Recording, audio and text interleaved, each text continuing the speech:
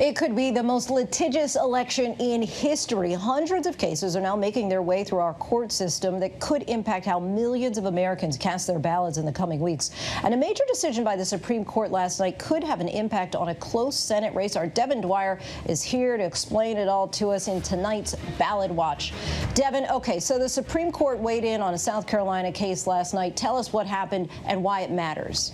Well, Lindsay, South Carolina is one of 11 states that require a witness to sign your absentee ballot. They've had that law in place for 60 years as a security measure. But because of the pandemic, Democrats in South Carolina challenged the requirement. They thought that it could be too dangerous to have people coming together or close contact to be that witness. And a federal court in September last month agreed, and they struck down the provision. But the U.S. Supreme Court last night reinstated it. Justice Brett Kavanaugh had this to say. Take a look at his statement explaining why the court took this action. He said that state election laws, such as South Carolina's, should not be subject to second guessing by unelected federal judges. He also said, as has been the Supreme Court's approach of late, that federal courts ordinarily should not alter election rules in the period so close to an election. Now, you may be wondering why this matters in South Carolina. It is not, of course, a presidential battleground. Well, this year it does have a very close and important Senate race. Senator Lindsey Graham is up. Both sides say every vote will count, and this, Lindsey, is certainly going to make things a little more complicated in the home stretch. And this, of course, is not the only challenge that the justices may have to take up in the next few weeks. What other election issues do you have your eye on?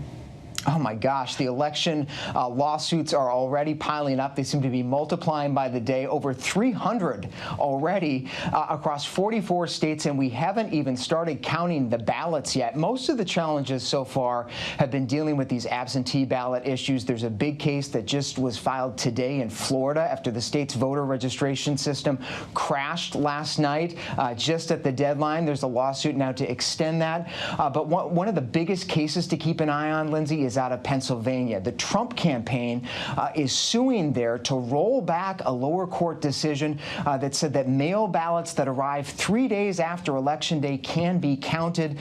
We'll see if the justices of the Supreme Court take that up. Of course, big stakes in Pennsylvania. And of course, all this comes as the court has just 8 justices. What are the potential implications of that?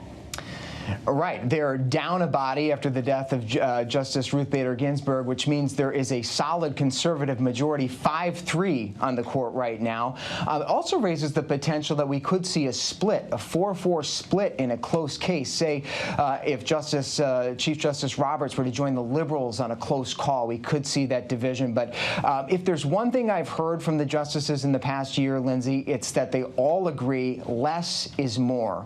Less involvement in politics, if at all possible. Sometimes it's unavoidable, as we've seen, but in these next few weeks and the weeks after the election, we will see how much they're eager to take up and what cases they might decide. A lot of flashbacks to Bush versus Gore. That was 20 years ago, right, Lindsay. Those dangling chads. All right, Devin Dwyer, thanks so much.